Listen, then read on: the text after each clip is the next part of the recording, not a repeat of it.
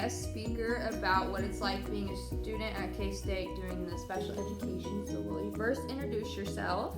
My name is Emily Konyak, and I'm a junior at K-State, and I'll be student teaching next fall. Perfect. So my first question for you is, did you have an experience as to why you decided you might want a degree in special education when you came into K-State, anything in the past? I chose special ed mostly because I grew up with a kid in my class that had Down syndrome, and in preschool I was her role model without knowing. And then we just had a really strong connection throughout my school years and everything. But I never really knew that I had that good of connection with her until people were telling me. I never really viewed her as having special needs. I actually didn't even ever think to ask what she had. I don't even think I knew she had Down syndrome until we learned about it in class. I would never thought of asking my parents, what does she have, what's wrong with her. That's just never been something I asked people. Same thing with my grandma. My grandma has cerebral palsy, and I just never really thought anything of it. Until I started high school, and then we were talking about stuff, and then my mom told me what it was, but I just had never thought oh, that's why she's different. And then my best friend had a brother with Asperger's, which is now autism spectrum disorder, but I never really thought anything different of him, and we always got along really great, and he's my favorite part of going over to her house because he honestly would listen to me more than he would listen to his mom. So we just had a really good connection and everything. And so my junior year of high school, I was freaking out about what to do. I knew I wanted to do something with special needs, but I never thought of special ed teacher just because I hadn't been around special ed classrooms. We just had paras and stuff. You never get to actually see how the IEPs and one-on-one interventions work. And then I had people tell me about all that and about how I always build strong connections with kids with special needs. And then I got to college and I learned more about emotional behavioral disorders, and so I'm really interested in that too. So I'm gonna take that route more likely than intellectual disability. So I'm really pumped about that. Yeah. So my second question you kind of already answered, but have you ever worked in a special ed class then? My senior year, in high school, I asked to be a teacher's aide for the elementary special ed room, just because I had no idea what they actually did. I knew paras and everything, but I had literally zero clue what happened in an actual special ed classroom.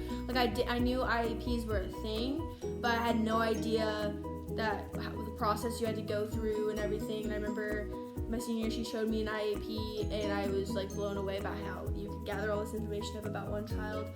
And then through K-State, I've been involved in some special education classrooms as well, just with Earlyfield and everything. So, yeah. And then, so for student teaching, how will that work for you? Because I've heard it's different, but how is it different here at K-State? So here at K-State, you can get a quick start to your master's degree if you want to. So my student teaching will be 12 hours as an undergrad and 3 hours during for the graduate starting my master's program at K-State. So I will do half of my student teaching in a general ed classroom and half of my student teaching in a special ed classroom.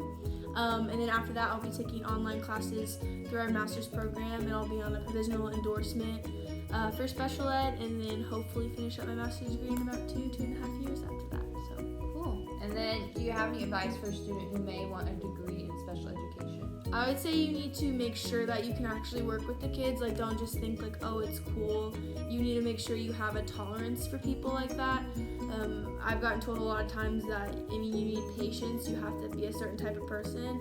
I'm someone who I can get very irritated very easily, but for some reason, if it's in that area, that just goes away. So I think it's really important that you're really empathetic in some areas, or else you're never gonna work for it. But you also can't be a pushover, because some of those kids need someone who are strict when they need them, and you need to be able to read people well, and you need to know what they're needing, because they might not actually know. So I think that's just really important. You have to be an empathetic and good people person that can read people's emotions and things like that. Perfect. That's all I have. So thank you very much.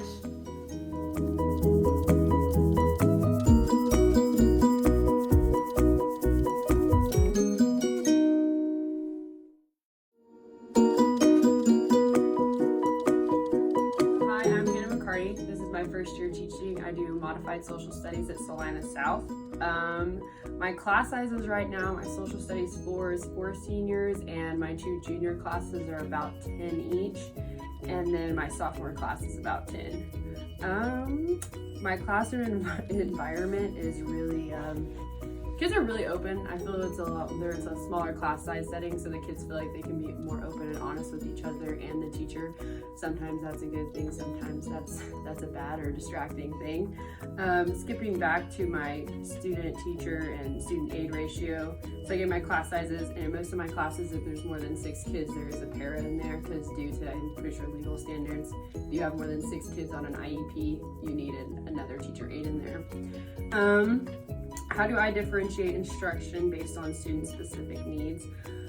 Well, all of my kids have specific needs, so I go through and try to just do basic modifications over all of them. I do have a student with visual impairment, so we have to do specifically with him. I have to make more adjustments as the day even just goes on.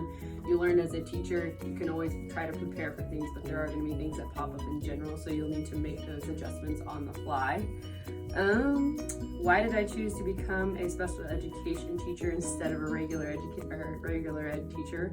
I actually graduated with just a gen ed degree, but I was considering taking master's courses in special education, so I thought this teaching experience would help me get a jump off on whether that's something I wanted to do off the bat.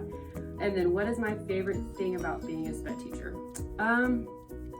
It's kind of like a little family. The kids know you a lot better, I feel like, than in a gen ed classroom setting. They're a lot more honest with you about things, like versus what you're going to hear in a gen ed setting. The teachers are really close, who I work with in general too, because they're always working with each other because we have the same kids as well. So that's just kind of some